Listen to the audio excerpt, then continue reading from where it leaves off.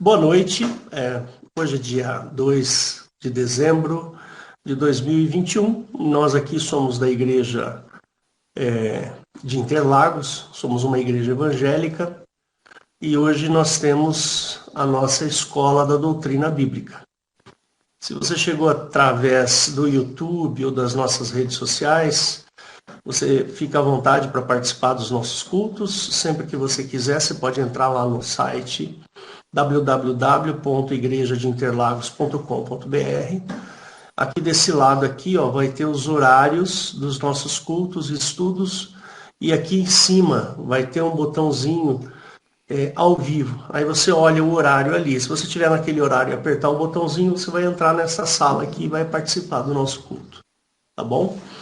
Temos o Instagram e temos também o YouTube. Os nossos cultos são todos gravados e estão lá no YouTube, tá bom? Então seja bem-vindo. Hoje nós vamos trazer um estudo bastante interessante sobre luz. Se você não me conhece, o meu nome é Hélio, eu sou pastor dessa igreja e a minha formação profissional, eu sou físico. E então eu vou fazer uma pequena introdução e aí depois a Eliette vai fazer a parte do estudo bíblico. E ela me pediu para falar um pouquinho, bem rapidinho, sobre a luz, né?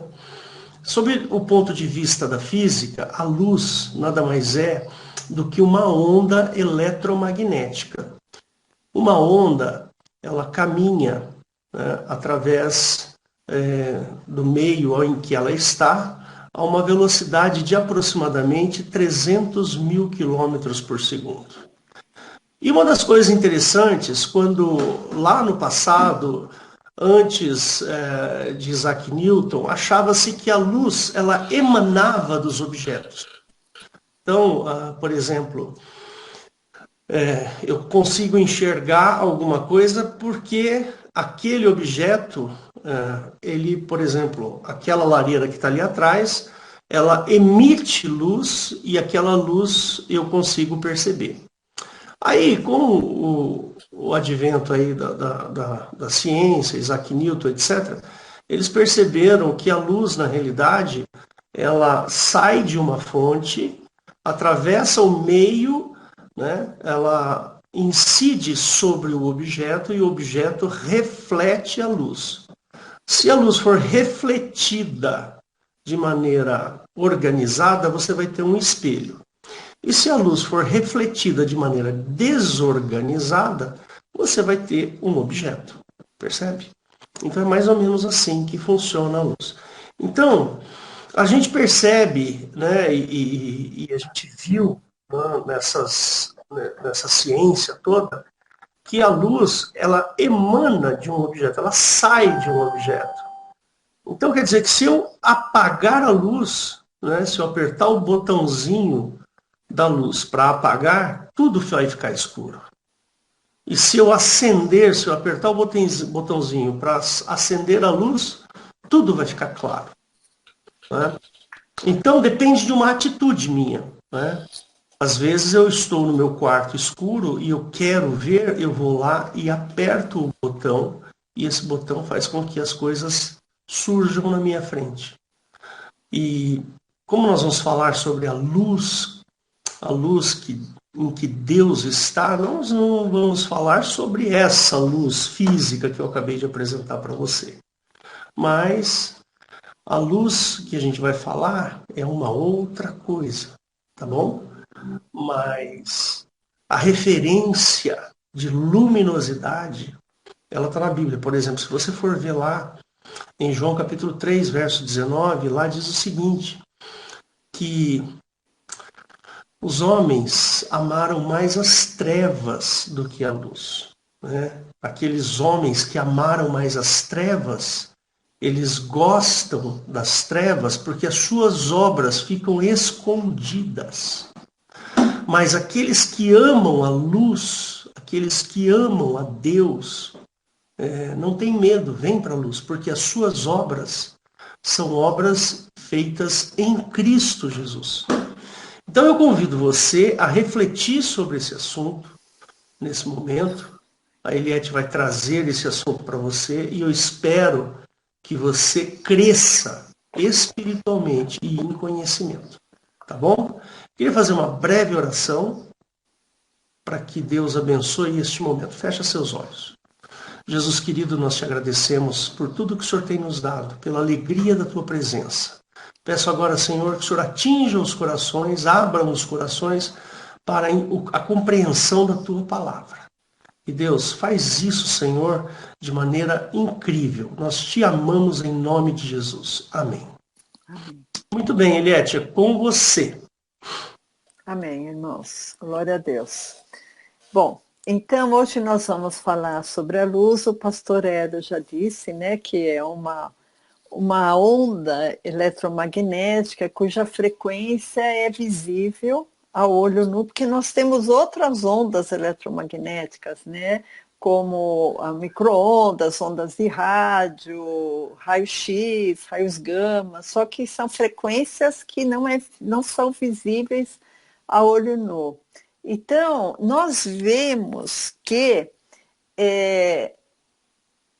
esse objeto que o pastor falou, esse objeto não tem luz, ele reflete a luz, certo? Porque quase tudo que existe na natureza, aqui na Terra, não tem luz própria. Algumas coisas, sim, alguns animais, como o vagalume, né, que é aquele fenômeno da bioluminescência, ou um fogo decorrente de um combustível, pode também emitir luz, ou um relâmpago pode emitir luz, ou a luz artificial feita pelo homem, né?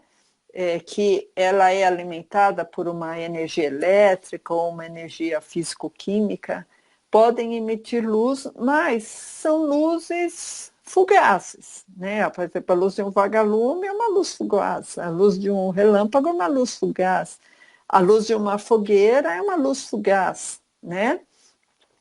O maior exemplo que nós temos de luz que conhecemos é a luz solar, certo?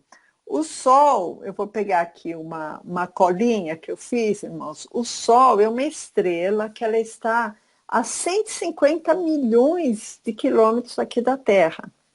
Mas como a luz tem uma velocidade muito grande, principalmente no vácuo, né, que é 300 mil quilômetros por segundo, que é mais ou menos a distância daqui até a Lua, ela faz em 1 segundo. Então, a luz que o Sol emana demora aproximadamente 8,3 minutos para chegar aqui na Terra. Muito rápido, né? Para vocês pensarem em 150 milhões de quilômetros e a luz chegar em 8 minutos, é muito rápido, né? A velocidade. Então, o Sol, ele desperta vamos dizer, uma curiosidade muito grande de todas as civilizações, né? Porque é uma potência o Sol.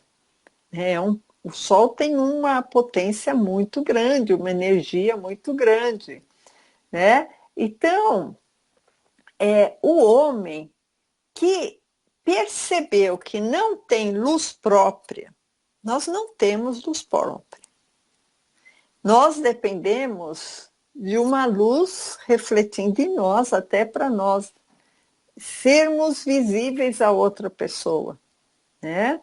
Ou nós dependemos da luz para podermos enxergar o ambiente que a gente está.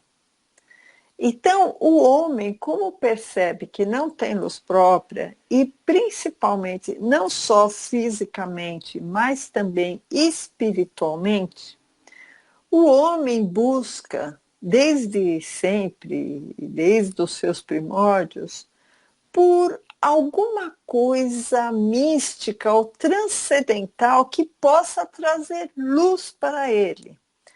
Isso tanto do ponto de vista físico, né, o Sol, né, ou depois que ele descobriu a eletricidade, tanto do ponto de vista físico como do ponto de vista espiritual, né? O homem também espiritualmente não tem luz própria. Por isso que todas as civilizações buscam seres mais elevados que ele, vamos dizer assim. Seres espirituais mais elevados que ele, que aparentemente, ou com algum ato sobrenatural, ou como um ídolo, um objeto de adoração, acaba virando uma luz para ele, uma luz espiritual, né? Então, nós vimos, por exemplo, muitos filósofos falavam nos deuses do panteão, muitas religiões ocultistas falam em orixás, muitas religiões ligadas à maçonaria falam em Bafomete, né? Então, nós vemos que todas as civilizações buscam por seres que possam dar luz para elas, né? E isso a gente até já fez uma pregação que vocês podem ver naquele canal, no meu outro canal, Coelho Clamante, que é o significado das estrelas, né? Porque essas estrelas, na verdade, simbolizam seres espirituais que teriam uma luz que passaria para o homem, né? Porque o homem ele tem sede desses seres espirituais. Ele tem sede de alguma coisa que transcende a pequenez dele, né? Por mais arrogante e poderoso que o homem se ache, ele sabe que ele tem seus limites, né? Então, irmãos, a gente até, se alguém estiver anotando, o pastor Hélio não precisa de abrir, mas em Deuteronômio 4, de 16 a 19, fala sobre o exército dos céus, né, que Jeová repartiu entre os povos, né? E esse exército dos céus nada mais são do que seres espirituais que se incorporam ou se fingem de deuses, né?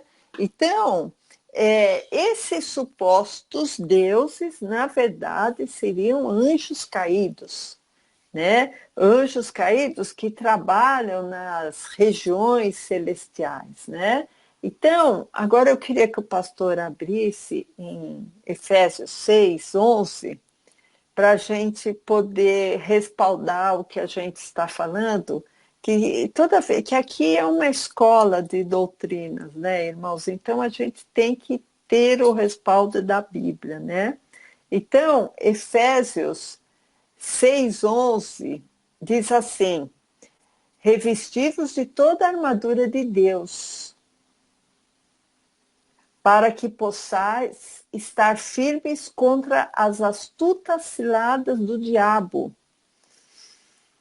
Porque não temos que lutar contra a carne e o sangue, mas sim contra os principados, contra potestades, contra os príncipes das trevas deste século, contra as hostes espirituais da maldade nos lugares celestiais.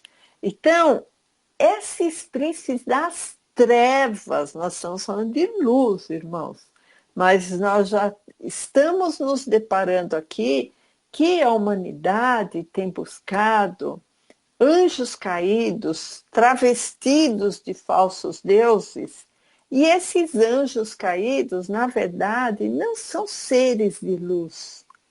Na verdade, eles são seres ligados a trevas. Por isso que em Efésios 6:12 diz: contra os príncipes das trevas desse século, né? Então, existe treva que se transforma, ou quer se transformar muitas vezes em anjos de luz, e são anjos de trevas, né?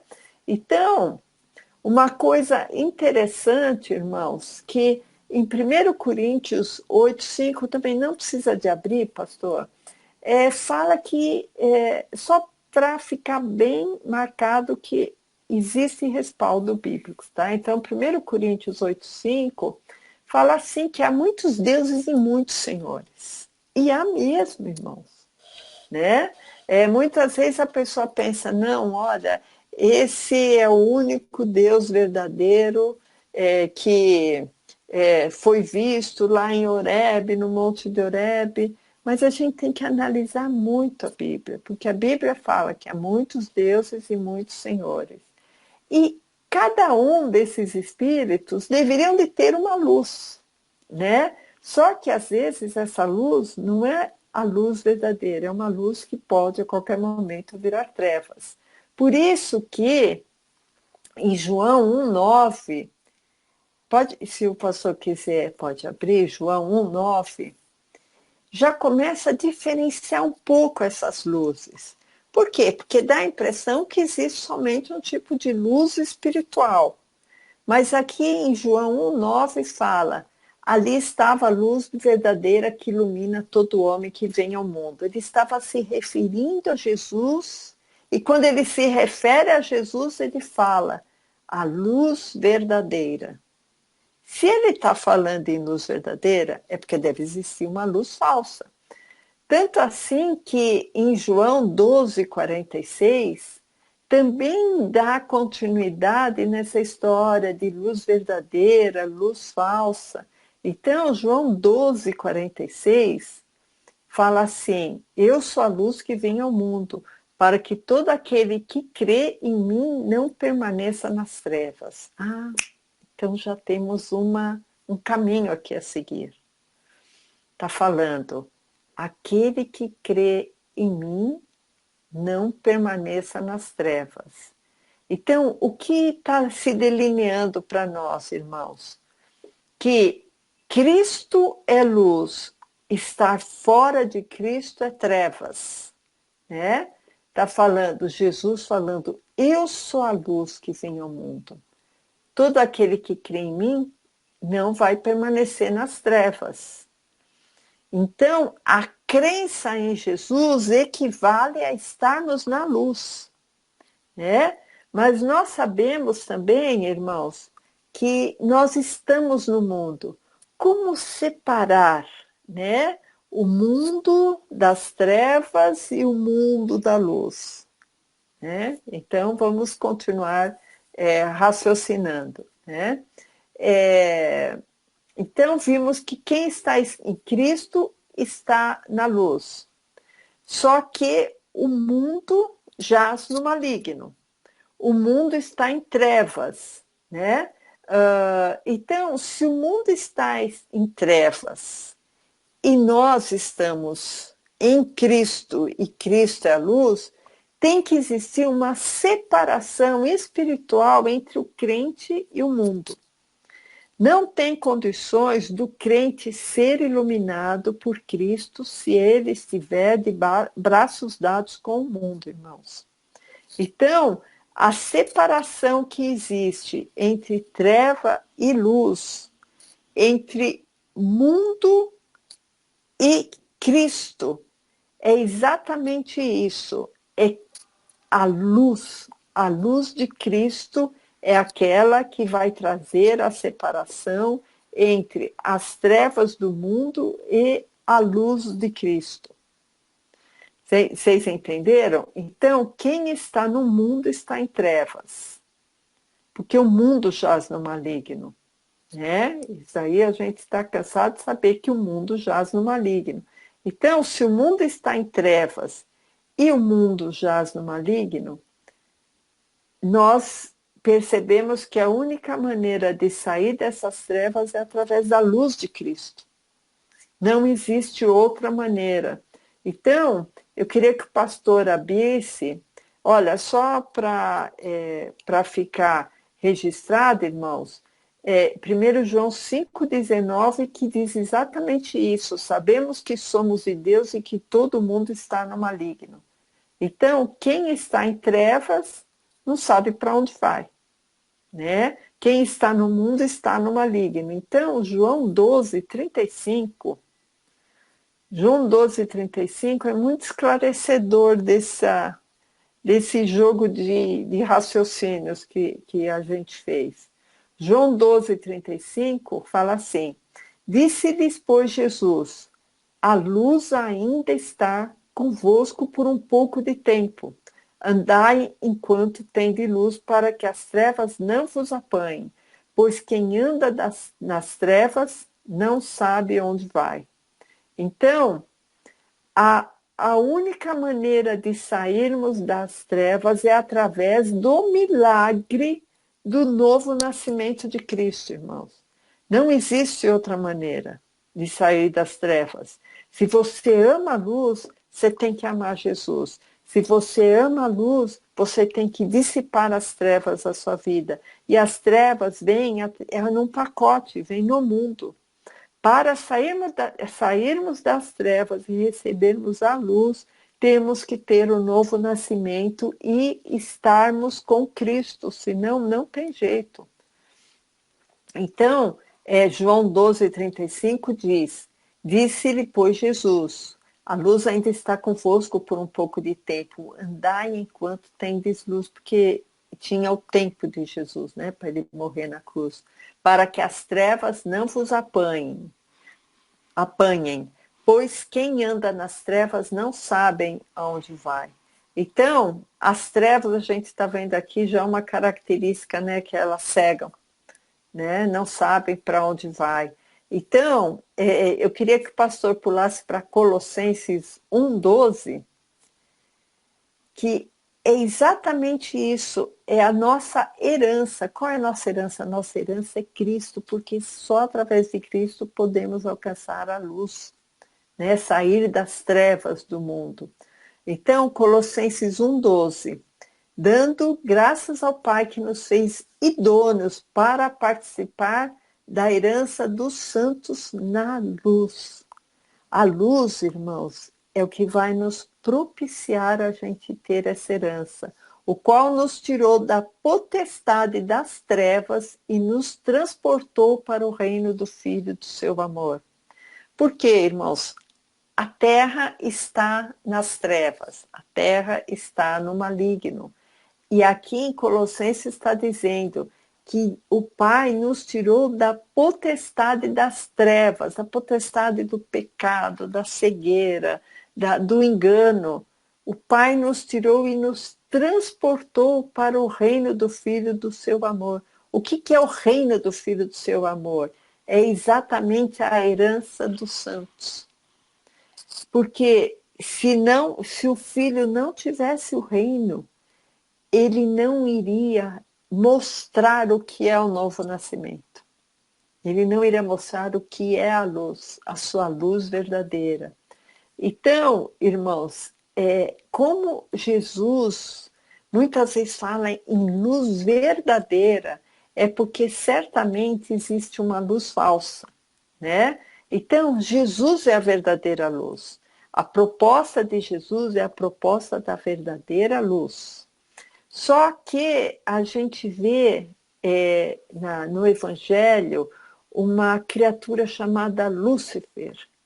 Lúcifer, ele também, em Isaías, ele também é encarado como a estrela da manhã, né? Então, Lúcifer é o portador da luz, né? É o portador da luz e ele, em Isaías 14:12, fala assim, como caísse do céu a estrela da manhã, filha da alva, né? Como caísse do céu, ó Lúcifer, estrela da manhã.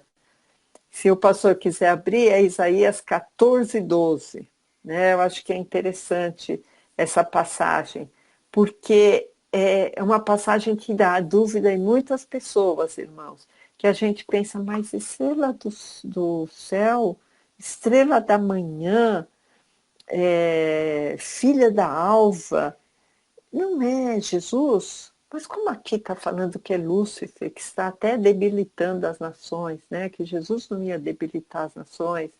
Na verdade, irmãos, esse texto originalmente ele se refere ao rei da Babilônia, né? Que seria Nabucodonosor. Mas tem essa continuidade que fica meio incômodo, né? E tu dizias no seu coração, eu subirei ao céu acima das estrelas de Deus, exaltarei o meu trono e no monte da congregação me assentarei aos lados do norte, verso 14, subirei sobre as alturas das nuvens e serei semelhante ao Altíssimo, contudo será levados ao inferno, ao mais profundo abismo. Então, irmãos, a gente fica, mas que estrela da manhã é essa? Porque em Apocalipse fala também na resplandecente estrela da manhã. Então, irmãos, no literal, essa estrela da manhã não seria Lúcifer, seria o rei da Babilônia, Nabucodonosor. Mas no espiritual, essa estrela da manhã é uma estrela que ela quer simular ser uma estrela boa, uma estrela santa, uma estrela que brilha muito bonita. Isso daí, irmãos, é um engano de Satanás, porque Isaías 14:12 não está se referindo a Jesus espiritualmente, e sim a Satanás, a Lúcifer, ou a qualquer que possa representá-lo. E aí a pessoa fica pensando assim, mas se essa luz de Isaías 14 é uma luz que se refere a Satanás, por que Jesus também se autorrefere a ele ser a estrela da manhã? Isso é a explicação, irmãos. É a seguinte, eu nem procurei em nenhum lugar, porque essa explicação eu já até explanei, já até falei com vocês. Muitas vezes, para ensinar, em termos assim de ensino, a Bíblia, o Novo Testamento, usa exemplos do Velho Testamento. Eu vou passar para vocês 3 ou 4 situações em que fala, olha, assim como aconteceu lá, está acontecendo aqui da mesma maneira, tá? Eu só vou falar o exemplo onde está, mas não precisa de abrir, pastor. Um está em João 3,14, que fala assim, e como Moisés levantou a serpente no deserto, assim importa que o Filho do Homem seja levantado. Vocês veem esse jogo de comparação? Olha, Moisés levantou a serpente no deserto porque o povo lá estava morrendo. E aí, quando o povo olhava para aquela serpente, parou de morrer. Então, era um conceito que eles tinham muito forte no intelecto deles. Por isso que Moisés, quando passou por essa situação, deixou isso marcado, escrito em algum lugar, e na época de Jesus, eles resgataram isso. Assim como aconteceu lá no deserto, vai acontecer com Jesus. Outro exemplo, irmãos, está em 2 Coríntios 11:3, não precisa abrir também. Fala assim, mas temo que, como a serpente enganou Eva com a sua astúcia, também sejam de alguma forma corrompidos os vossos sentidos e se apartem da simplicidade que há em Cristo. Então, usou de novo aquela comparação. Olha, a serpente enganou Eva. Como a serpente enganou Eva, a igreja também vai ser enganada por Satanás ou por algum mandatário do Satanás, né? Outro exemplo, irmãos, está em 1 Coríntios 15:22. Assim como todos morrem em Adão, assim também todos serão vivificados em Cristo. Vocês entenderam? Então, a Bíblia usa muito a comparação do que aconteceu para explicar elementos espirituais atuais, tá? Então, existia uma luz no Velho Testamento, mas Jesus é a verdadeira luz. Existia uma estrela da alva no Velho Testamento, mas Jesus é a resplandecente estrela da manhã, né? Então, acho que deu para vocês entenderem esse paralelismo. Jesus não tem nada a ver com aquela estrela da alva que debilitava as nações, que está em Isaías 14. Tá bom? Tem também em 1 Coríntios 15:49, que fala, assim como trazemos a imagem do terreno, também traremos a imagem do celestial. Tá? Então, é esse tipo de comparação. Tá? Então, irmãos, sabemos também que aqui na Terra existe um Deus que rege as nações. certo? O nome desse Deus é Jeová, o Deus das nações. Esse Deus que tinha todo o poder, aparentemente, tá? Aparentemente ele tinha todo o poder, porque no Velho Testamento ele tirava reis, colocava reis e fez vários sinais e prodígios, deu uma lei para condenação. Então, só para reflexão dos irmãos, e essa reflexão eu já provoquei os irmãos para isso, né? Quando em Mateus 4:8, o diabo fala para Jesus, transportou o diabo a um monte alto, né? Jesus, e mostrou todos os reinos do mundo e a glória deles, né? O pastor vai abrir, então é Mateus 4:8. Mateus 4:8, que é a tentação de Jesus. Então, fala assim, novamente o transportou o diabo, transportou Jesus, né? O diabo transportou Jesus a um alto monte e mostrou todos os reinos do mundo e a glória deles. E disse-lhe a Jesus, né? Tudo isso te darei se prostrado me adorares. Quem deu esses reinos para o diabo? Se ele pôde mostrar esses reinos e Jesus não desmentiu. Jesus não desmentiu o diabo, né? Então fica aí a pergunta, né? Porque eu vou falar só duas passagens para vocês verem quem detém também os reinos, né? Então, pastor, abre em Isaías 54:5 para a gente ver quem detém os reinos da terra, né? Porque quando o diabo se arvorou, né? Se intitulou o dono de todos os reinos, a gente fica pensando, por que em Isaías 54:5 fala assim? Porque o teu Criador é o teu marido, o Senhor Jeová dos exércitos é o seu nome, e o Santo de Israel é o teu Redentor, que é chamado Deus de toda a terra. Então, Jeová é o Deus desta terra, certo? Agora, em Salmos 47:7, fala também, só para a gente emendar com outro versículo para confirmar, irmãos, acho que nem precisa de abrir, pastor.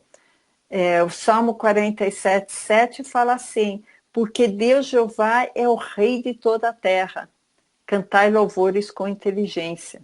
Então, Jeová é o Deus de toda a terra.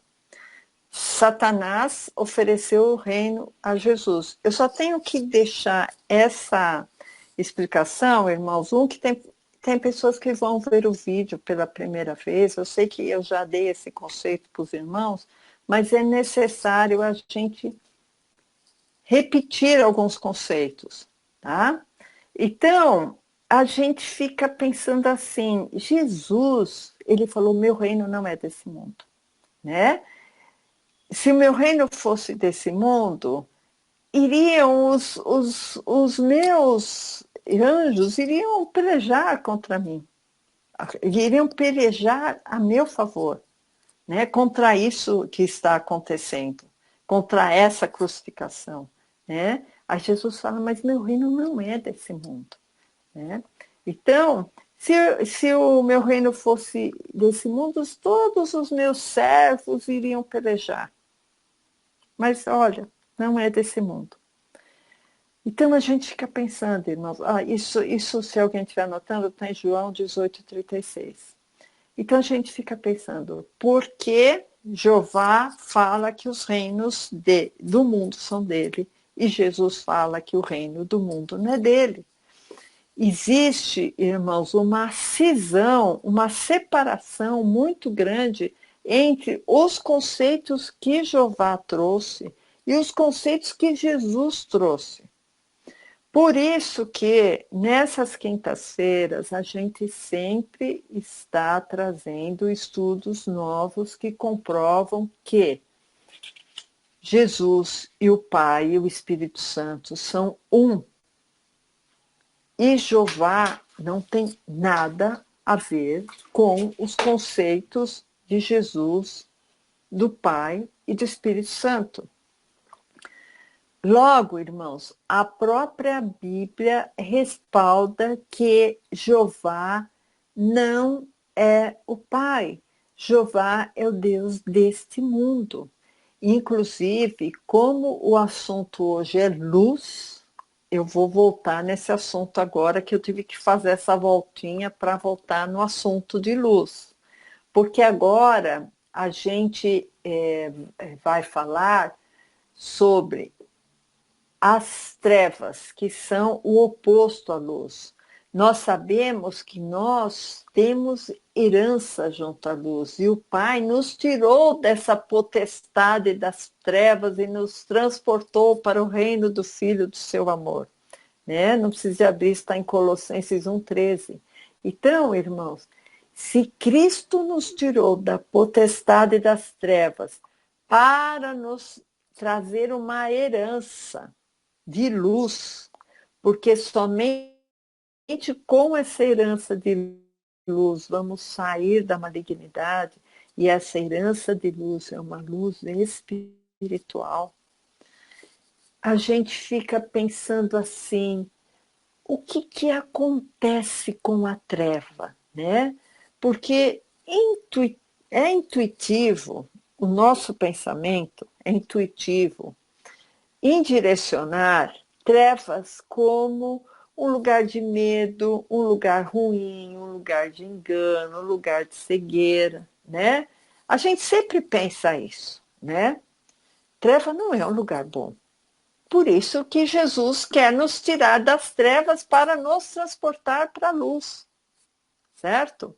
E somente, repetindo, somente conseguimos sair da treva, das trevas, para a luz de Cristo através do novo nascimento. Porque através do novo nascimento morre o homem velho que está nas trevas e nasce o homem novo para receber a luz de Cristo. Então, irmãos, eu só vou deixar a referência, tá, pastor? Não precisa abrir, porque tem mais, acho que de 12 referências que eu coloquei aqui, acho que mais, acho que umas 20 referências, que a própria Bíblia explica o que é treva. Então, em Gênesis 1:2, treva é abismo. Miqueias 3:6, treva é falta de visão espiritual. É a própria Bíblia definindo o que é treva. Lucas 1:79, 79 e Jó 3:5, treva é morte. Isso é a Bíblia falando. Mateus 6:23, treva é ter maus olhos. Jó 5:14, treva é desconhecimento. Romanos 2:19, Isaías 59:10 e Jó 22:11, terra é cegueira. Então vocês veem que treva não é nada bom, né, irmãos? Eclesiastes 2:14, treva é loucura. Isaías 8:22, treva é angústia. Isaías 42:7, treva é prisão. Mateus 25:30, treva é inferno. João 12:35, treva é falta de direção espiritual. 2 Coríntios 6,14, treva é comunhão maligna. Efésios 6,12, treva é demônio. 1 João 1,6, treva é falta de comunhão com o Pai. 1 João 2,9, treva é ódio. Então, irmãos, a gente vê a descrição muito mais clara do que a gente pensar. Ah, treva deve ser cegueira ou falta de conhecimento. Não, irmãos, a Bíblia dá uma explicação muito mais longa do que é treva. Treva é abismo, é falta de visão espiritual, treva é morte, é ter maus olhos, é ter desconhecimento, é ter cegueira, é ter loucura, é ter angústia, é ter prisão. Treva é inferno, é falta de direção, é comunhão maligna, treva é demônio, treva é falta de comunhão com o Pai, treva é ódio. Então, irmãos, vocês colocando isso tudo num pacote, em outras palavras, Deus não tem nada a ver com treva. Então, 1 João 1,5, eu queria que o pastor abrisse, porque Jesus não tem nada disso. Em Jesus, você vai expulsar demônio, você vai ter visão espiritual, você vai sair do inferno, você vai sair da angústia, você vai ter bons olhos. Então, em 1 João 1,5 fala assim: e esta é a mensagem que dele ouvimos e vos anunciamos, que Deus é luz e nele não há trevas nenhumas. Então, irmãos, em Deus não há trevas nenhuma. Será que Deus vai chegar e o seu Espírito vai fazer sombra? Não. Será que Deus vai mandar alguém para a treva? Não, ele não pode fazer isso, porque Deus é amor, irmãos. Como é que ele vai mandar alguém para a treva? Como é que Deus pode ser treva? Como é que Deus pode morar na treva? Deus é luz. Deus é luz. E nele não há trevas nenhumas. Tá? Então, irmãos, só confirmando, eu queria que o pastor abrisse em 1 Tessalonicenses 5,4, porque isso, irmãos, é uma coisa tão importante. A gente ter sedimentado, o meu Deus não tem treva, o meu Deus não é treva, o meu Deus não mora na treva, porque a Bíblia fala que nele não há treva nenhuma. Então, 1 Tessalonicenses 5,4 fala: mas vós, irmãos, já não estáis em trevas, para que aquele dia vos surpreenda como ladrão, porque vós sois filhos da luz. Irmãos, nós somos filhos da luz, porque Deus é luz, não há treva nenhuma nessa luz. E somos filhos do dia, não somos da noite nem das trevas. Irmãos, temos que glorificar por isso, irmãos, isso é um milagre. Nós que saímos da treva, da velha criação, irmãos, nós estamos na luz por meio de Cristo. Nós temos que glorificar a esse Deus, porque nós estamos na luz, porque nós estamos adorando um Deus, irmãos, que nele não há treva nenhuma. Por isso, irmãos, que a gente vê essa força mundial, esse poderio político mundial, essa nova força mundial combatendo o cristianismo de todas as maneiras, combatendo a família de todas as maneiras, combatendo os valores cristãos de todas as maneiras, irmãos, porque a treva quer crescer, a treva quer imperar, a treva quer mostrar para você que Cristo não funciona, que Cristo não está do seu lado, que Cristo não existe, porque a treva, irmão, é o engano, a treva é o inferno, mas nós somos filhos da luz. E isso, irmãos, a gente tem que lembrar todo momento. Somos filhos da luz, somos filhos do dia. No nosso Deus não há treva nenhuma, porque a luz resplandece nas trevas. Amém?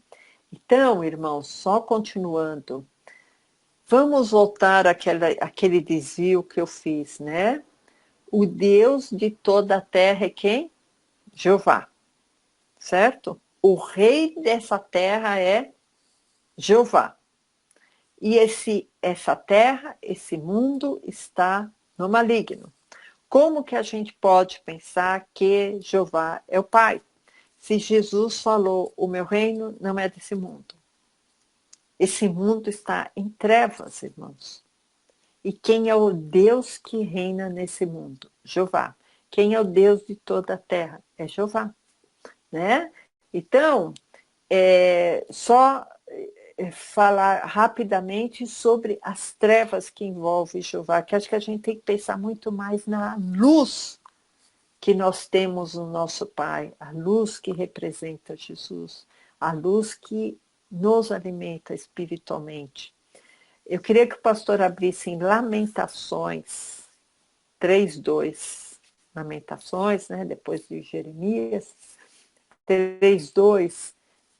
Vocês sabem que todos os versículos do Velho Testamento se referem a Jeová, certo? Quando fala ele, é Jeová. Então, Lamentações 3:2. Jeremias falando, né? Ele me guiou e me fez andar em trevas e não na luz, né? Tá certo, o povo lá se desviou, ou o rei se desviou, Jeremias, e desculpa a palavra, mas pastou muito nas mãos de Jeová e ele acabou produzindo esse livro de Lamentações, né? Falando, olha, ele me fez andar nas trevas, né? Então Jeová emanava trevas. Estranho isso, né, irmãos? Mas vamos em frente. 1 Reis 8:12. 1 Reis 8:12. Que é interessante, né? Em Deus não há trevas nenhumas. É até estranha essa palavra, nenhumas, né? E 1 Reis 8:12 fala assim: Então falou Salomão, o Senhor Jeová disse que ele habitaria nas trevas. Opa, como é que pode habitar nas trevas um Deus que fala que nele não há trevas nenhumas? Como que pode, irmãos? Jeová não tem nada a ver com o Pai, irmãos. Porque se Jeová é o Pai, a gente tem que rasgar muitas folhas da nossa Bíblia, né? Porque as coisas não vão se encaixar. E não é um versículo ou outro, irmãos, é a Bíblia inteira. Vamos em Salmo 18:11, pastor. Aonde que Jeová se esconde, né? Vamos ver onde que ele se esconde. E é estranho já, né? Um Deus se esconder, mas tudo bem, Jeová é o Deus dessa terra.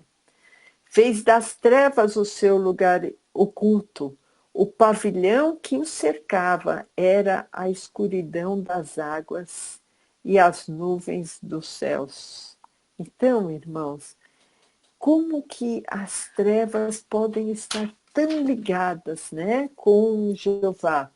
Só para terminar, irmãos, em Êxodo 20:21, Êxodo 20:21, que é só para contextualizar, né, Êxodo 20:21, que é quando a lei estava sendo dada por Jeová para Moisés, né?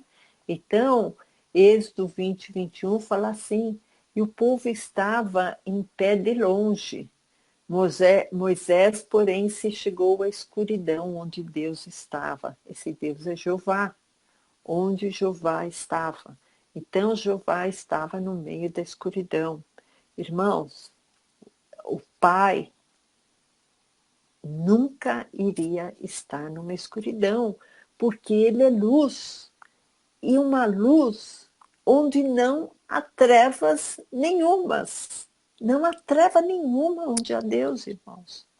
Então, o que, que a gente faz? A gente chega na conclusão, não só baseado, irmãos, nesse estudo, mas baseado em centenas de estudos que nós já ouvimos, já fizemos, já analisamos. A Bíblia inteira prova, irmãos, que as obras de Jeová são opostas às obras do Pai. Temos que nos alegrar, irmãos, em saber que o nosso Deus é um Deus coerente. É um Deus que é o mesmo ontem, hoje e eternamente. É um Deus que No Velho Testamento, ele não ia ser trevas, e no Novo Testamento, depois de Jesus, ele ia se transformar em luz. Deus é imutável, irmãos. Então, o que eu quis trazer hoje aqui para os irmãos, você estar com Cristo é você estar na luz. Não volte para obras do Velho Testamento, não se volte ao velho concerto, não se volte ao Deus do velho concerto, irmãos. Não se coloca remendo novo em pano velho. Nós temos um pano novo. Não se coloca vinho novo, que é Cristo em odre velho. Jesus, ele foi apontado no velho concerto como um libertador, como um Messias libertador, só que a proposta de Jesus é muito diferente com a proposta daquele Messias que foi anunciado por Jeová.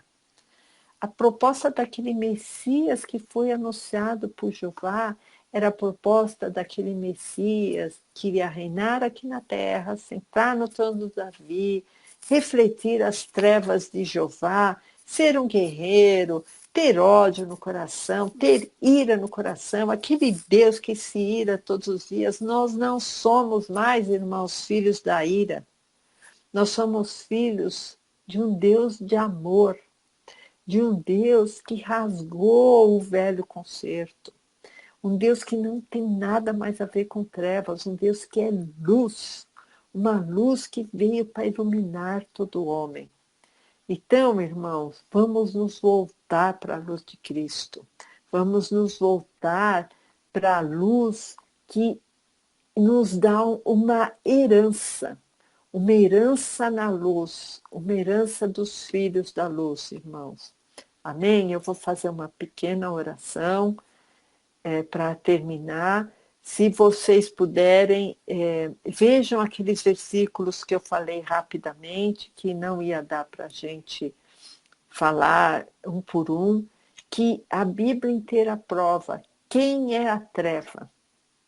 E nós acabamos de ver, que Jeová é a própria treva. Quem entregou os reinos para Satanás, quando Satanás oferecesse esses reinos na tentação de Jesus, de Mateus 4, foi Jeová.